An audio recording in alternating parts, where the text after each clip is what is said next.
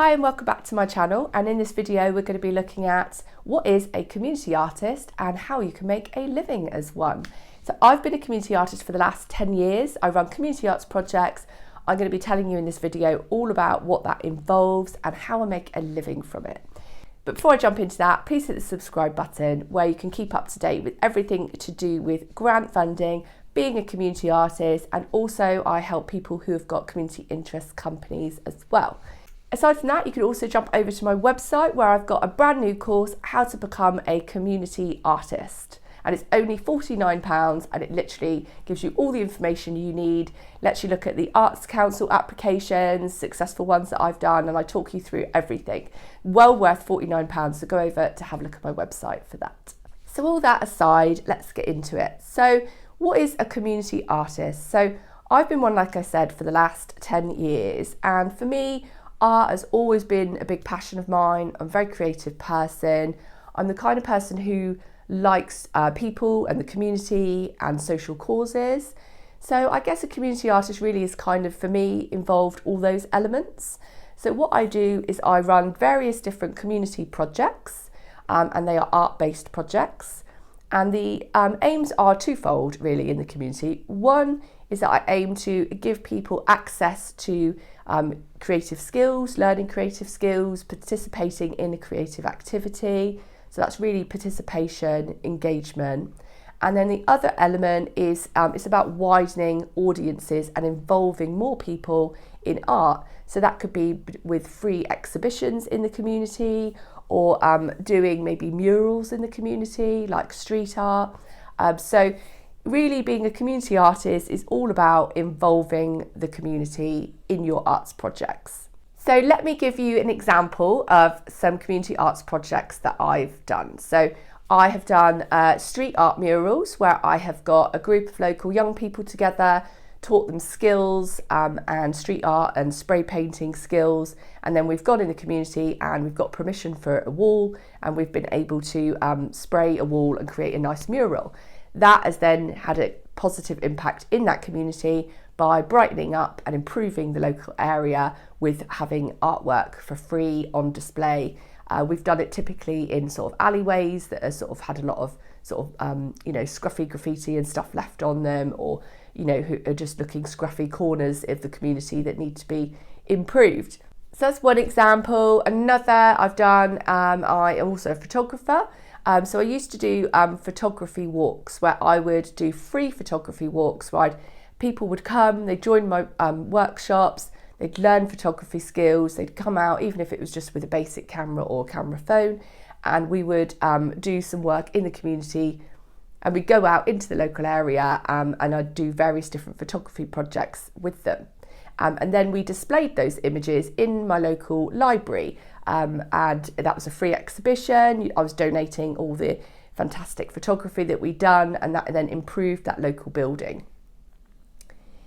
Another example is I used to run a music hub where I would teach music and media skills to young people who would come into the studio. They'd do their music, they'd get a portfolio of either photography or videography or recorded music. So that was sort of a youth project where those young people were able to sort of steer them away from sort of crime and give them positive activities that help their mental health and really improve their lives through positive creative activities. So those are just a few ideas of some creative arts projects that I've done in the community that have benefited the people that have engaged with it, that have improved the community, that have dealt with issues like improving mental health, steering people away from crime, rehabilitation, just generally improving people's well-being and engaging them in arts. So that in a nutshell is what a community artist does. So you might think, well, if she's doing all this for free, how do you make a living from it? So when you're a community artist, what you would do is you'd apply for community funding. So there's a few different ways that you can get funded to run arts projects where you can do workshops for free or do exhibitions for free. So you'd get that funding through the main funding body, which is the Arts Council. So Arts Council have the Arts Council England, the Scotland, Wales and Northern Ireland as well. And the Arts Council is a fantastic resource. You don't need to have a company. You can apply as an individual for an Arts Council grant to run a community project. So they've got two different applications that you could do. You could do one as an individual artist for developing your practice. I find that one's more about you and your artist skills. So it's more for artists. I'd say for a community project, you want to go for the main grant, which is a lottery grant, which is run by the Arts Council. That grant is up to £30,000 for 3 years, but I like to do projects that are 6 months long for £15,000. I prefer that because I like to get £15,000 for a shorter project. I prefer shorter projects just because I like to change the projects every now and then, and it just gives me more flexibility with time. It means that if I run something for 6 months, I can have a break afterwards. That just works for me, but you can run one that's up to 3 years if you want more stability. So the Arts Council's application is big and long, and I've got another video on this channel where I look at a successful application, which you can go and have a look at.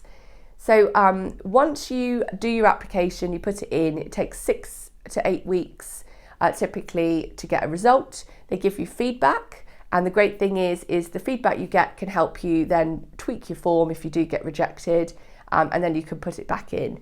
Typically, I find you do get rejected maybe a couple of times before you get it successfully through, but I have had applications go through first time.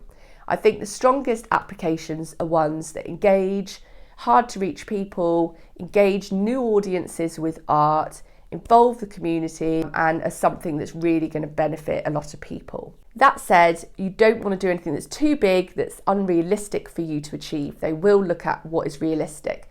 So you'll need to pay yourself properly, and the Arts Council use the Artists Union as a pay guide, and they say that you should be paid as a project manager £349 a day.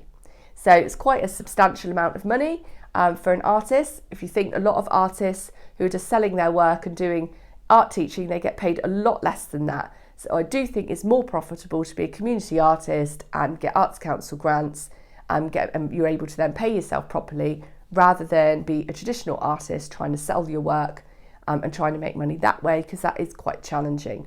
Now, aside from the Arts Council, there's other ways that you can gain an income as a community artist.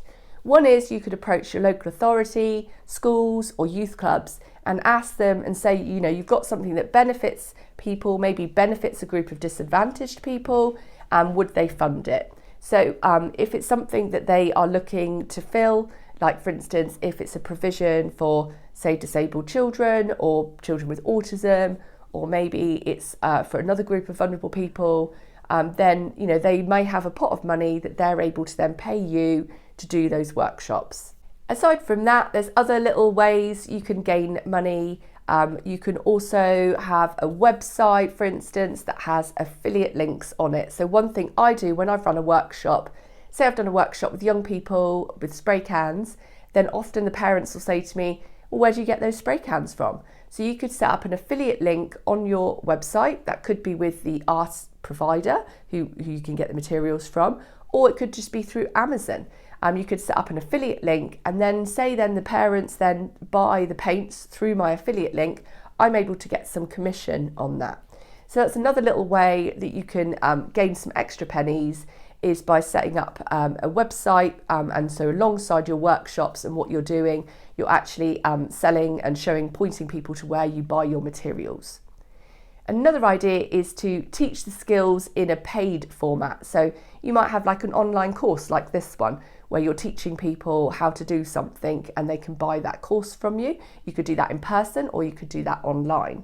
Another way is a membership, maybe a Patreon, or you could just run a regular website and just have a membership run through your website, like I do with my website. So often people, if they want you to mentor them or teach them skills, they may subscribe to your mentoring program and your membership. So it's another way that you can gain some extra pounds and that's another way you can gain some extra money through memberships. And the good thing about a membership is it gives you some stability if you've got money coming in every month from your members. So what can you expect to earn from all of that? So I last year got around £60,000-70,000 worth of grant funding, and then topping that up with a few extra income streams as well. And like I said, I have this online course which I now do.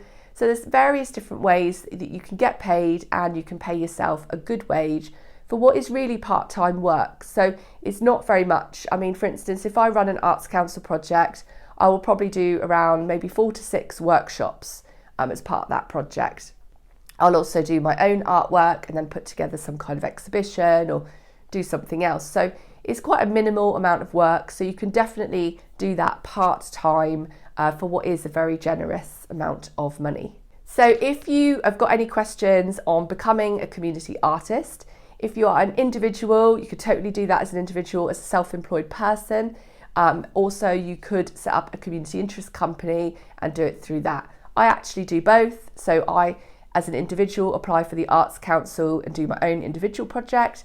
And then I also have a CIC where I also get Arts Council funding and lottery funding, and you can get a lot more pots if you are registered as a CIC, which is a community interest company, which you can set up on Companies House. So if you need more information on CICs, watch the other videos on my channel. If you just want to set up and get some more information as an individual, then jump over to my website, and I've got the great course for you, how to become a community artist. It's only £49, and in that I go through all the applications with Arts Council and give you tons of information of how you can get started, and And you can also jump in the chat box and ask me any questions. So I hope that was helpful, and please subscribe to the channel if it was.